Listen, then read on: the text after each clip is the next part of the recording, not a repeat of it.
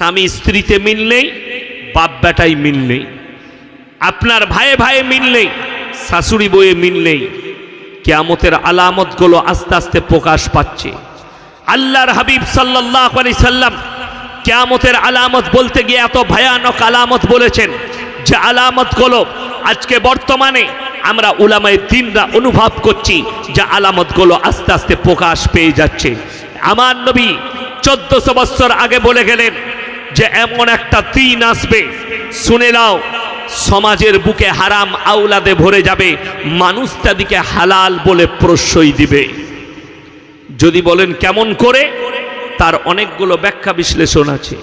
তার একটা ব্যাখ্যা, নবীজি সাল্লাল্লাহু আলাইহি সাল্লাম বললেন, হে আমার সাহাবীরা শোনো, এমন একটা যুগ এসে দাঁড়াবে পৃথিবীতে যে যুগে মালিক পয়দা হবে বাঁদির পেটে।